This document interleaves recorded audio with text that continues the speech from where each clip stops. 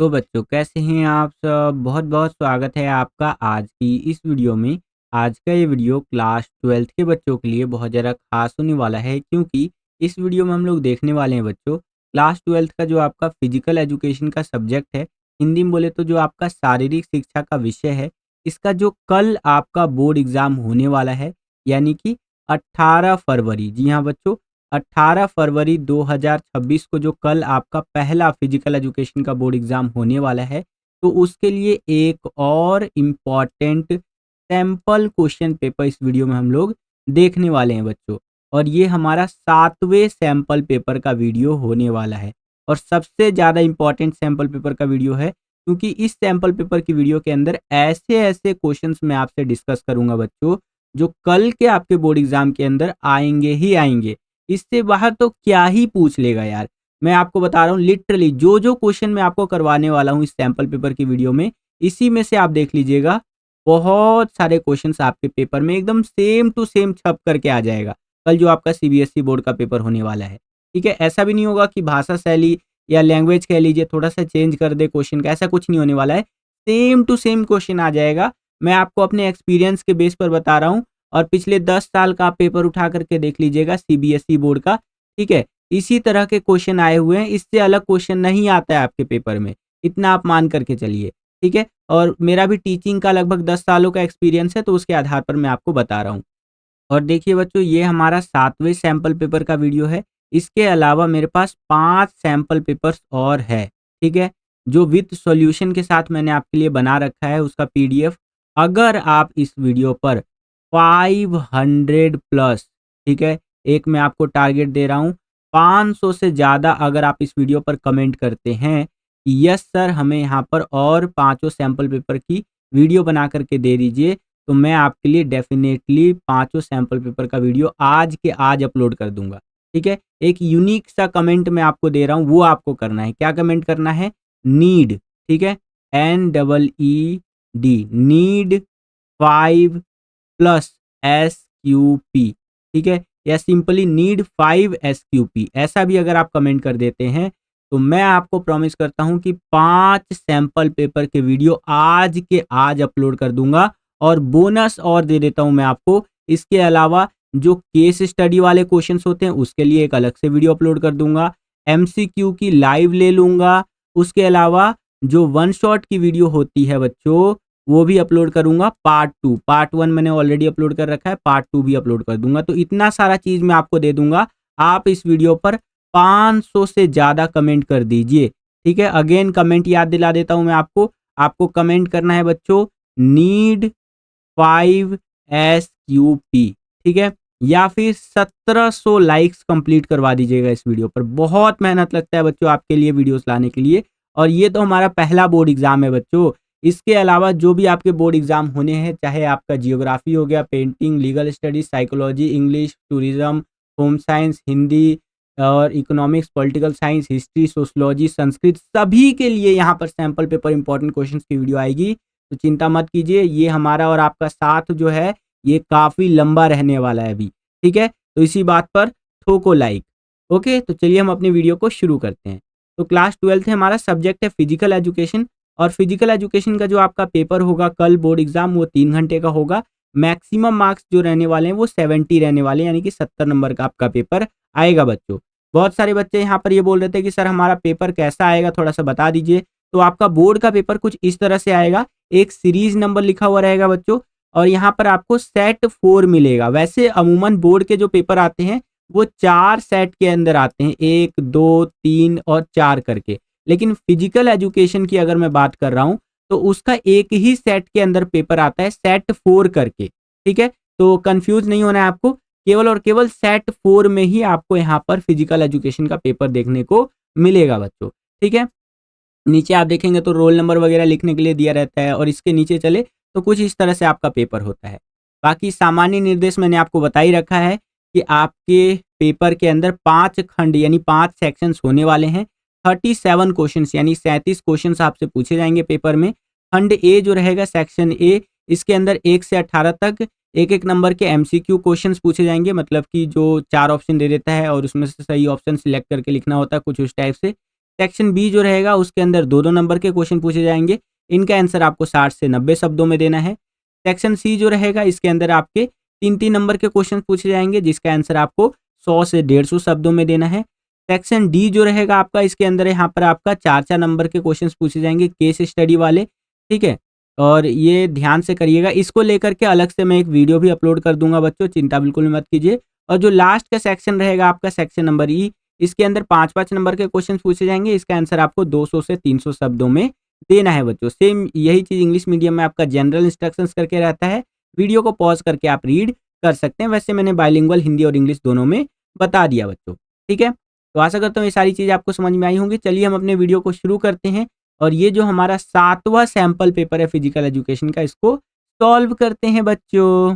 तो हम लोग आ गए हैं सेक्शन ए के अंदर, जिसको हिंदी में आप खंड ए भी कहते हैं। और यहाँ पर हमसे बहुविकल्पीय प्रकार के प्रश्न, मतलब कि एमसीक्यू टाइप के क्वेश्चंस पूछे जाएंगे। तो चलिए देखते हैं एक एक करके।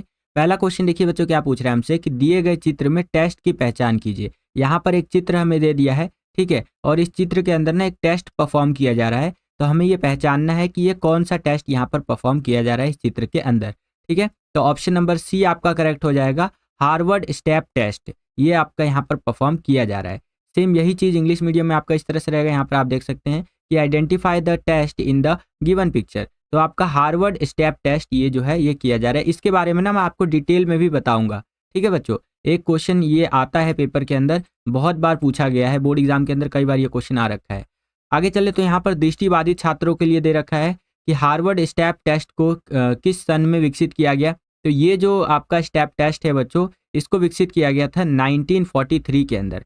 सेम यही क्वेश्चन इंग्लिश मीडियम में इस तरह से रहेगा कि ये हार्वर्ड स्टेप टेस्ट डेवलप कब हुआ था। तो 1943, ऑप्शन नंबर जो सी है ये हमारा करेक्ट आंसर हो जाएगा बच्चों। वीडियो में आगे बढ़ने से पहले एक इंपॉर्टेंट इन्फॉर्मेशन है बच्चों, तो बड़े ध्यान से समझिएगा। अगर आप अपने बोर्ड एग्जाम जो 2026 में आपका बोर्ड एग्जाम होने वाला है ना, इसकी तैयारी को नेक्स्ट लेवल पर ले जाना चाहते हैं, और उन बच्चों की कैटेगरी में आना चाहते हैं जो लिटरली लास्ट टाइम पर तैयारी करते हैं और अपने बोर्ड एग्जाम्स के अंदर बहुत अच्छे मार्क्स स्कोर करते हैं, यहाँ तक कि 95 प्लस तक स्कोर करते हैं, तो आप हमारे द्वारा बनाए गए सैंपल क्वेश्चन पेपर्स को ले सकते हैं। इनके पीडीएफ अब अवेलेबल है बच्चों, इनको आप ले करके अपनी तैयारी को बहुत बेहतर बना सकते हैं।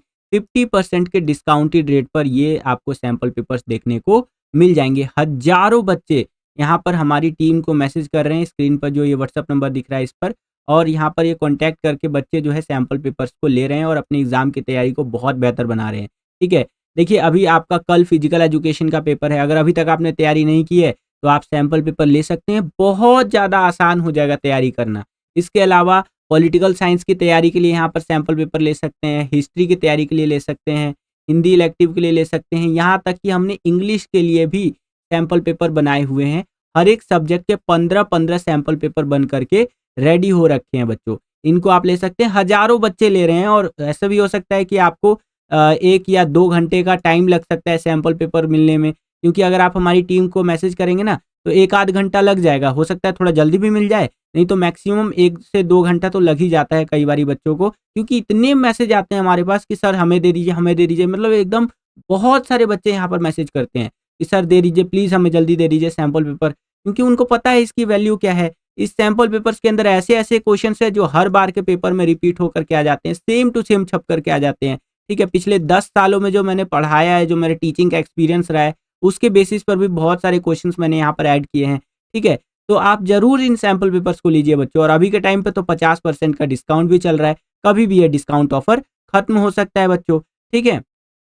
तो आप सैंपल पेपर्स को ले सकते हैं।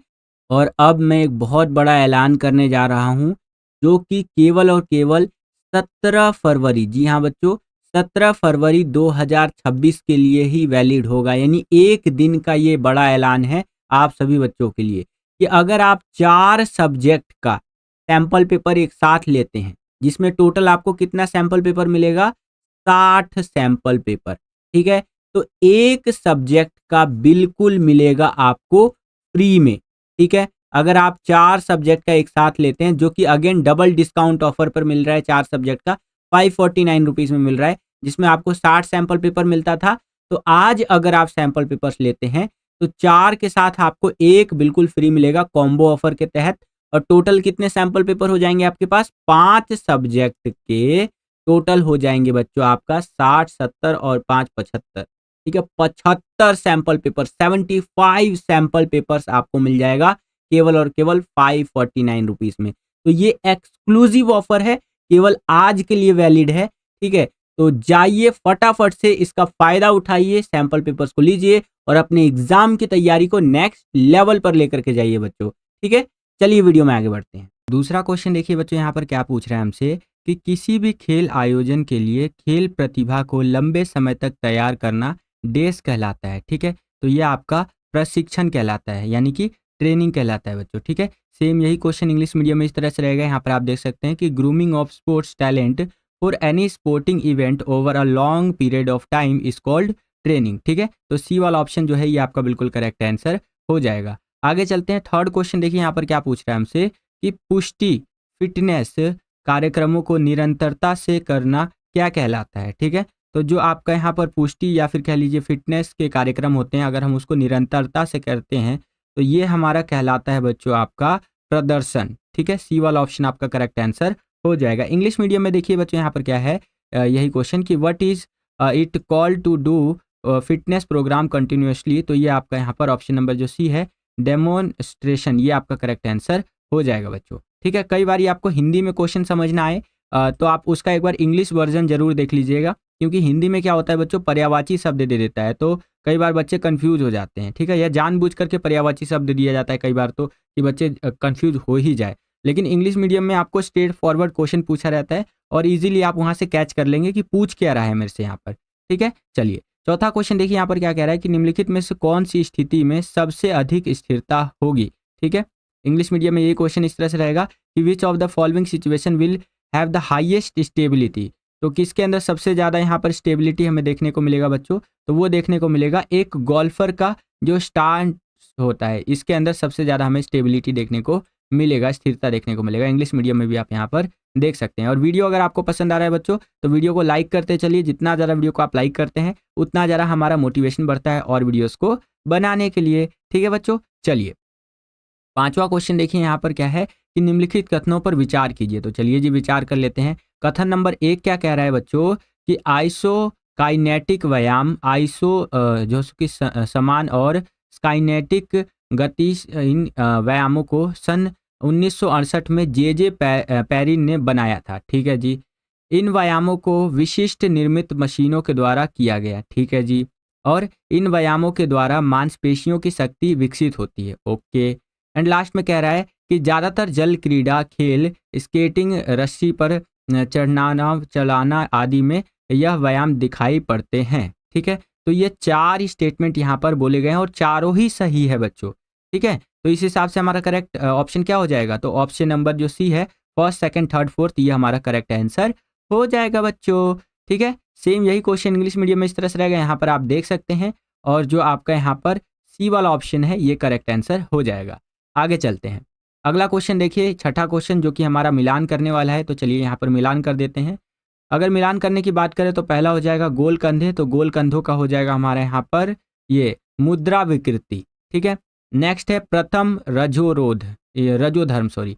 ठीक है, तो प्रथम रजोधर्म का हो जाएगा पहला मासिक स्राव, और थर्ड है हमारा अस्थि सुशीरता, तो अस्थि सुशीरता का हो जाएगा हमारा अस्थि घनत्व में कमी के कारण, और लास्ट में हमारा सुधा अभाव, तो ये होता है भोजन से संबंधित विकार बच्चों। तो इस हिसाब से आपका ऑप्शन नंबर जो डी है ये बिल्कुल करेक्ट आंसर हो जाएगा बच्चों। सेम यही क्वेश्चन इंग्लिश मीडियम में इस तरह से रहेगा, यहाँ पर आप देख सकते हैं, और ऑप्शन नंबर डी आपका करेक्ट हो जाएगा बिल्कुल ही। ठीक है, चलिए अब हम लोग आ गए हैं 7वें क्वेश्चन के अंदर। यहाँ पर 7वां क्वेश्चन देखिए क्या पूछ रहे हैं हमसे कि दबाव की स्थिति में गलती कम करना तथा लक्ष्य को प्राप्त करने के लिए निम्न में से कौन से अधिक महत्वपूर्ण है। ठीक है, तो यहाँ पर 4 चीजें बताई गई हैं आपको कि भैया दबाव की स्थिति में जब हम गलती कम करते हैं और लक्ष्य को प्राप्त करने के लिए आगे बढ़ते हैं तो इसमें से सबसे अधिक महत्वपूर्ण क्या होता है। तो सबसे ज़्यादा महत्वपूर्ण होता है बच्चों योजना बनाना, एक प्लानिंग करना बहुत ज़्यादा जरूरी होता है कि किस तरह से हम यहाँ पर गलतियों की जो संभावना है वो कम करेंगे और योजना बना करके आगे हम चलेंगे। ठीक है, जैसे मैं आपको एक बेस्ट एग्जांपल बताता हूँ बच्चों, ये मुझसे ही संबंधित है। मुझे ना बाइक चलानी नहीं आती थी, तो मैंने क्या किया कि बाइक चलाना सीखा। ठीक है, अब बाइक चलाने के लिए बहुत सारे लोगों ने मुझे सिखाया कि ऐसे यहाँ पर गाड़ी चलाते हैं, ऐसे चलाते हैं, लेकिन मुझे आता नहीं था। ठीक है, फिर मैंने योजना बनाया कि कैसे मैं सीखूंगा। तो मैं डेली 2-2 घंटे इस तरह से प्रैक्टिस करता था। ठीक है, और एट द एंड मुझे बाइक चलाना आ गया।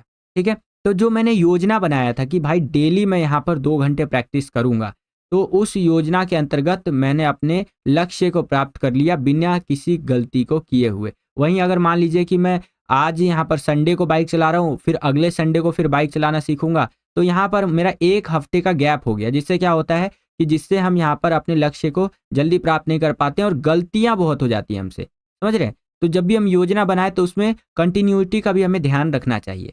क्लियर है, तो यहाँ पर आपका डी वाला ऑप्शन करेक्ट आंसर हो जाएगा बच्चों। ये बातें मैंने आपको एग्जाम्पल के लिए बताई। सेम यही क्वेश्चन इंग्लिश मीडियम में इस तरह से रहेगा। यहाँ पर आप देख सकते हैं कि to reduce mistakes and achieve goals under pressure which of the following is more important. तो प्लानिंग आपको बहुत ज़्यादा जरूरी होता है। ठीक है, चलिए 8वां क्वेश्चन देखिए कि श्वास नली से जुड़ी हुई बीमारी को डैश कहते हैं। तो जो श्वास नली से जुड़ी हुई हमारी बीमारी होती है उसको अस्थमा कहा जाता है। अस्थमा के अंदर व्यक्ति को सांस लेने में बहुत ज़्यादा दिक्कत होता है, जिस भी व्यक्ति को अस्थमा होता है। ठीक है, और अस्थमा कई प्रकार के होते हैं, मैंने आपको प्रीवियस वीडियोस के अंदर बहुत अच्छे से एक्सप्लेन करके बता रखा है।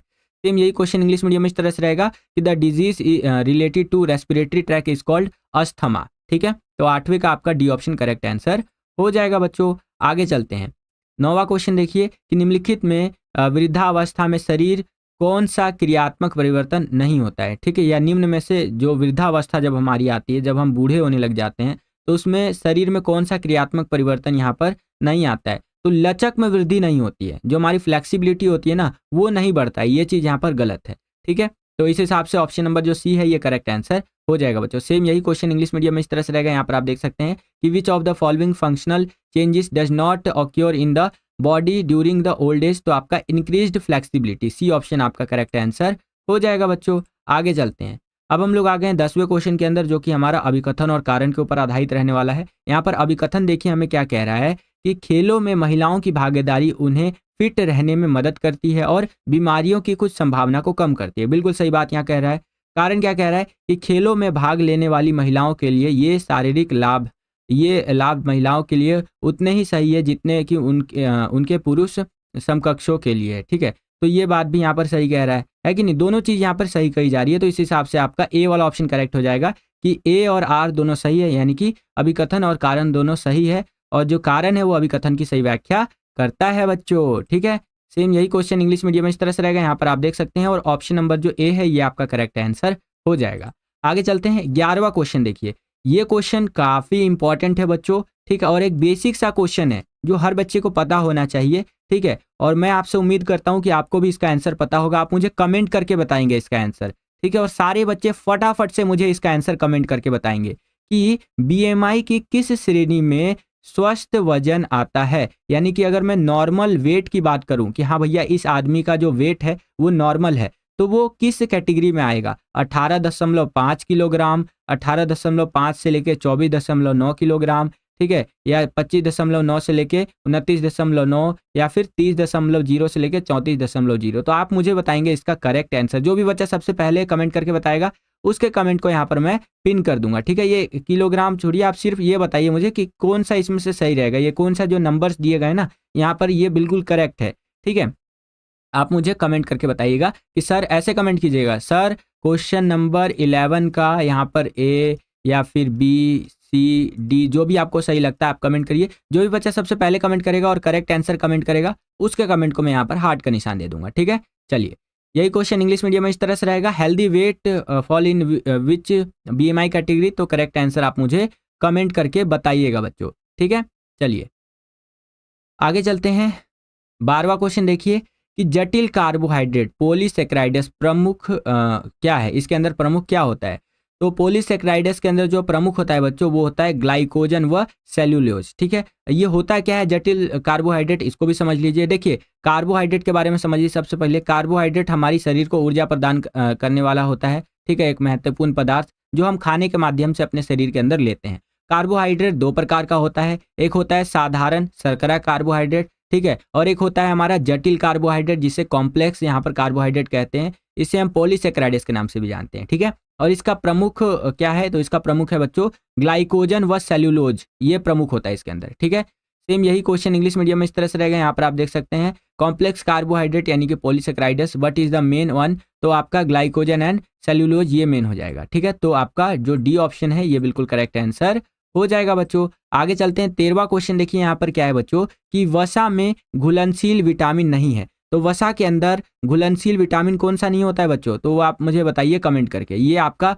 होमवर्क नंबर 2 है। ठीक है, देखता हूँ आपकी तैयारी कितनी हो रखी है, आज मैं चेक करना चाहता हूँ आपका। ठीक है, अगेन मैं यहाँ पर ये जो करेक्ट आंसर जो भी बच्चा बताएगा उसके कमेंट को हार्ट का निशान दे दूंगा ताकि और बच्चे समझ सके बच्चे ने बिल्कुल सही आंसर दिया है। यही क्वेश्चन इंग्लिश मीडियम में इस तरह से रहेगा एंड करेक्ट आंसर आप मुझे कमेंट करके बताइए। आगे चलते हैं, 14वां क्वेश्चन देखिए क्या है बच्चों कि निम्न में से कौन सा गति का प्रकार नहीं है। ठीक है, तो अगर बात करें गति के प्रकार ना होने की, तो स्पीड प्ले जो होता है बच्चों वो आपका गति का प्रकार नहीं होता है बच्चों। ठीक है, सेम यही क्वेश्चन इंग्लिश मीडियम में इस तरह से रहेगा। यहाँ पर आप देख सकते हैं कि विच of the following is not a type of motion, तो स्पीड टॉलरेंस आपका करेक्ट आंसर हो जाएगा। अगला क्वेश्चन देखिए क्या है, 15वां क्वेश्चन कि ऐसी विधियां जिनसे व्यक्ति लगातार व्यायाम कार्यक्रम में भाग लेता है डैश कहलाती हैं। ठीक है, तो ऐसी विधियां बच्चों आपका रणनीतियां कहलाती हैं यानी कि स्ट्रेटजीज कहलाती हैं। इसी के बेसिस पर यहाँ पर वो कंटिन्यू यहाँ पार्टिसिपेट कर पाता है।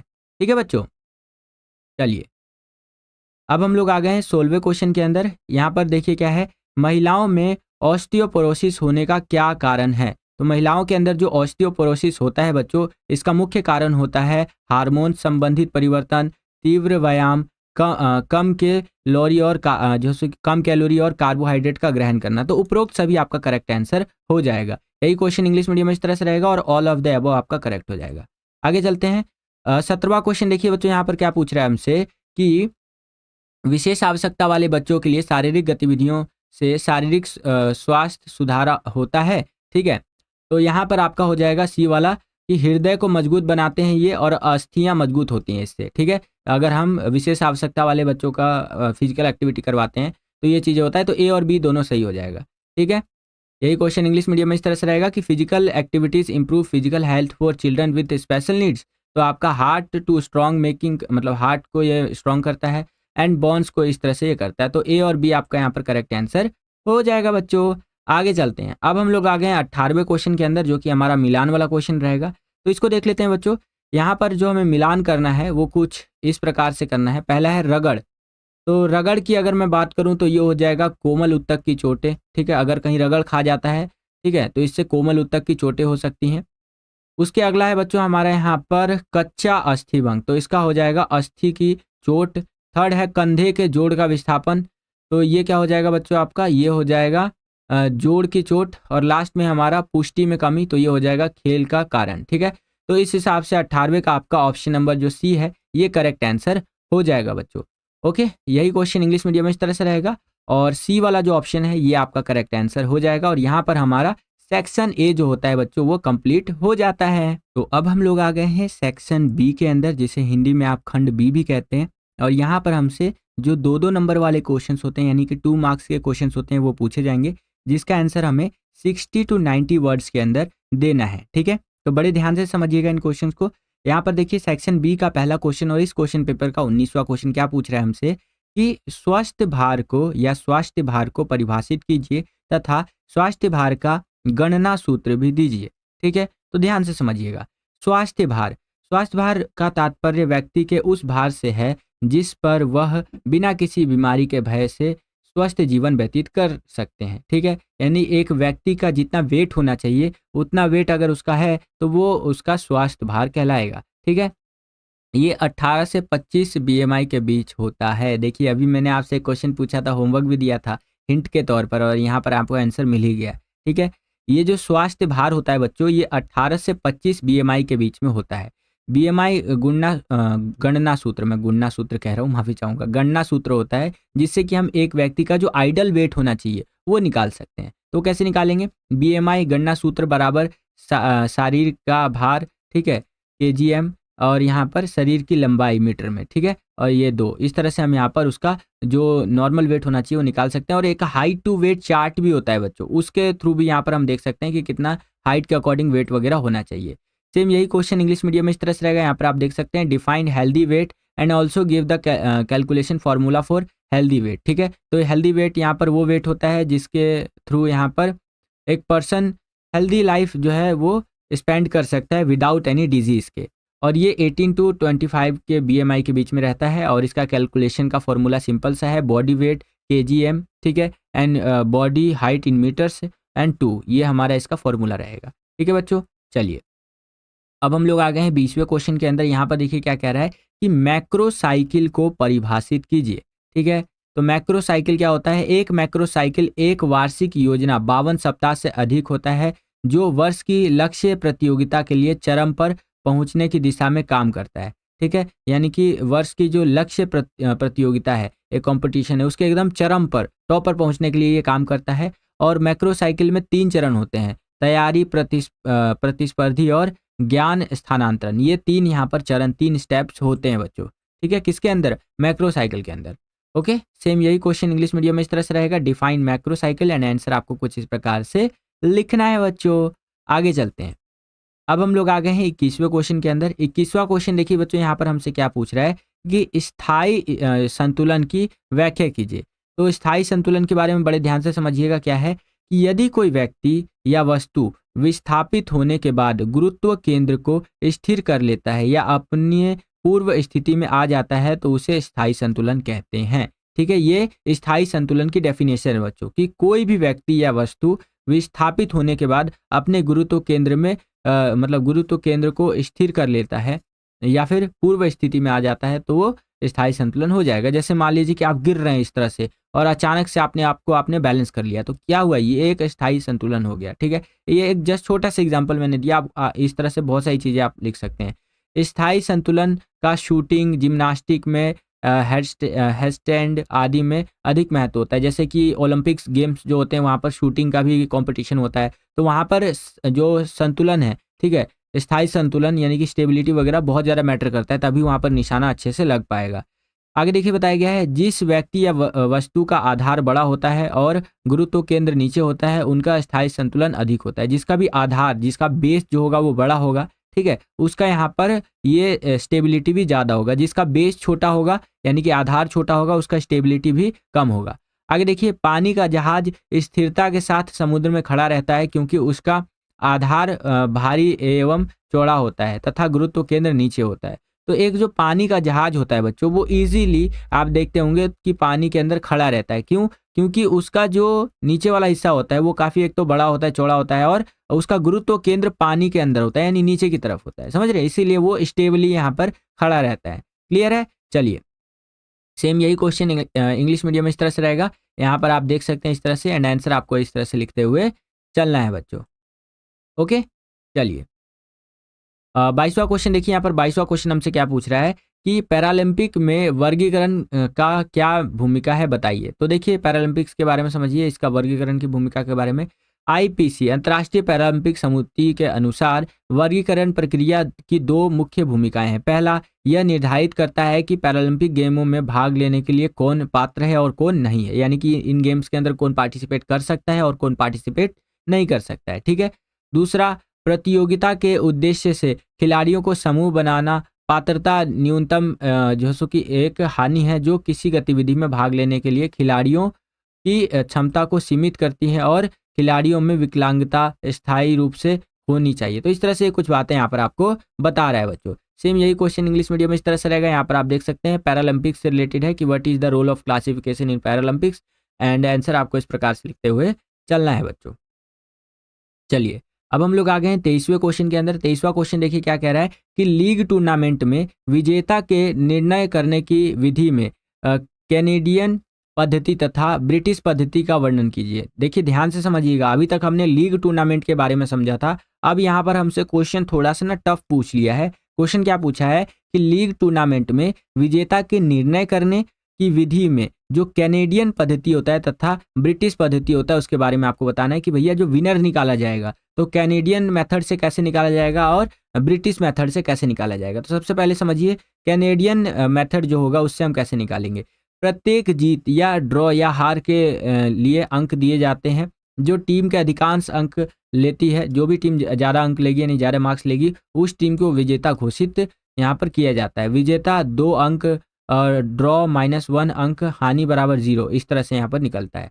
अगला ब्रिटिश पद्धति क्या होता है, जो यहाँ पर विजेता घोषित करता है, विनर घोषित करता है टीमों को। तो इसमें क्या होता है, विजेता टीम को 2 अंक, जो कि उपविजेता टीम को 1 अंक और हारने वाली टीम को 0 अंक मिलते हैं। अंकों का प्रतिशत बराबर कुल प्राप्त अंक, इस तरह से भाग में आपका या बटे में कुल संभावित अंक गुने में 100 करते हैं। तो इस तरह से यहाँ पर ब्रिटिश पद्धति के अनुसार हम यहाँ पर विजेता निकालते हैं। और लास्ट में हमारा अमेरिकी पद्धति, इसमें क्या होता है, ये हालांकि यहाँ पर 2 ही पूछा था, मैं आपको ये भी बता देता हूँ कि अमेरिकी पद्धति में जीते गए टीम की संख्या को खेले गए मैचों की कुल संख्या को विभाजित करके प्रतिशत के आधार पर विजेता घोषित किया जाता है। जैसे प्रतिशत बराबर जीते गए मैचों की संख्या भाग में खेले गए मैचों की संख्या इंटू 100, ठीक है। तो इस तरह से यहाँ पर निकाला जाएगा, ठीक है बच्चों। ये आपका अमेरिकन मेथड है, ठीक है।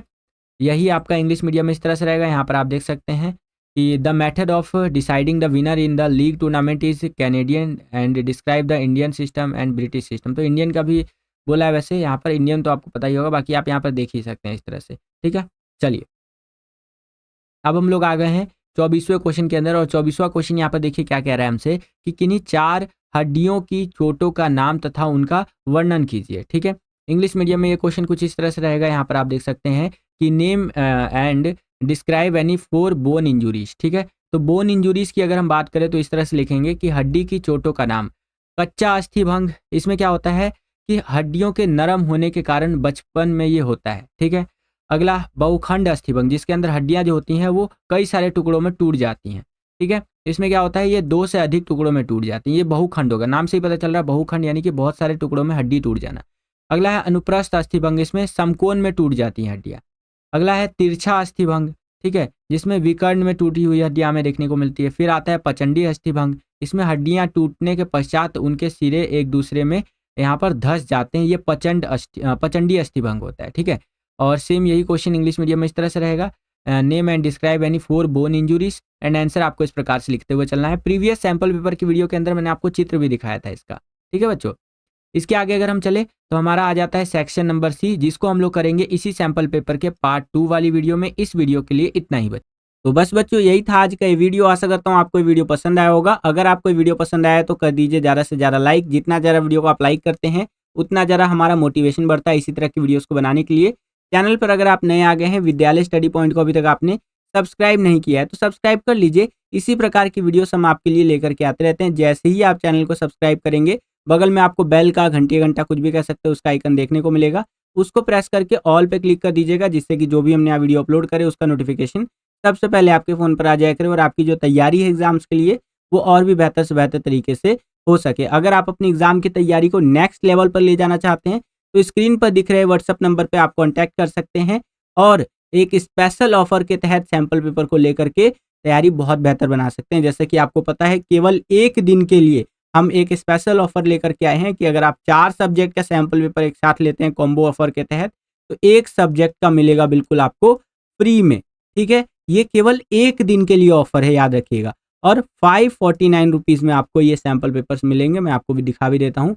आपको 549 रुपीज़ पे करना है, जिसमें आपको 5 सब्जेक्ट के 75 सैंपल पेपर मिलेंगे, है ना।